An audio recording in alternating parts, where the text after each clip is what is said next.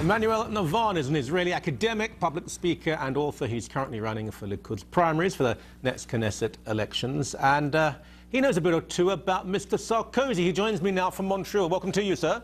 Thank you. So Berlusconi is gone, but Sarkozy surely has a few years to run yet. It's not the end for him, is it? Well, the elections in France are going to be in a few months in June, and the polls don't look very good for President Sarkozy. By the way, he hasn't announced yet officially he's going to run again, but it's obvious that he's going to be running. But his chances of being elected today are pretty meager. And the main opposition candidate would be whom? So his main opponent on the central left is François Hollande from the Socialist Party, who recently won the primary elections for the Socialist Party. His opponent, Martine Aubry, was very radical, but he's more middle of the way. I mean, he's more pragmatic, and according to the polls, most French voters will want him as a president in the next elections. Mm. Is it Sarkozy's policies or his personality that will, you think, lead to his defeat?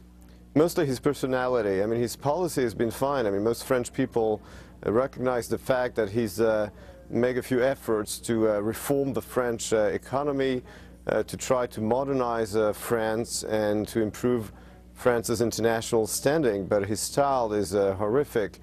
His personal lifestyle, and of course the fact that he had many blunders in terms of foreign policy, especially with regard to Libya. I mean, Gaddafi is the one who in 2007 brought Muammar Gaddafi out from the cold and trying to sell him nuclear plants and military aircraft, and when it didn't work out, Sarkozy basically bombed Mr. Gaddafi with the airplanes he wanted to sell him a few months before. So he's had many major blunders in terms of foreign policy, but also, of course, his style has been shocking the French people. But in terms of foreign policy, we think of French foreign policy generally as being, if not anti-American, trying to at least poke a stick at Anglo-Saxon power, Britain and the US. Sarkozy was probably more sympathetic to Washington, perhaps more sympathetic to Israel. That was a move in the right direction, wasn't it? Definitely. I mean, at least as far as America is concerned, there was a change in Sarkozy's foreign policy compared to the traditional foreign policy of French presidents. Sarkozy made a very friendly speech at the US Congress in 2007. He brought back France within NATO, and he took part in the military operations in Afghanistan.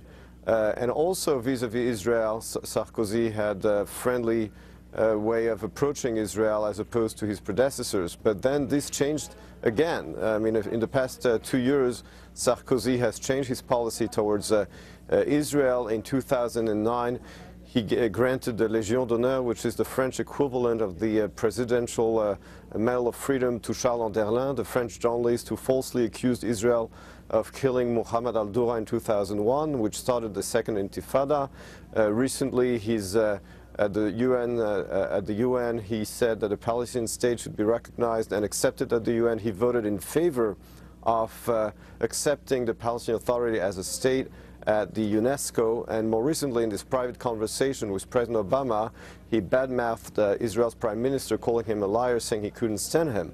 So his position vis-à-vis Israel has changed, unfortunately, for the past 2 years. Mm-hmm. It's very interesting.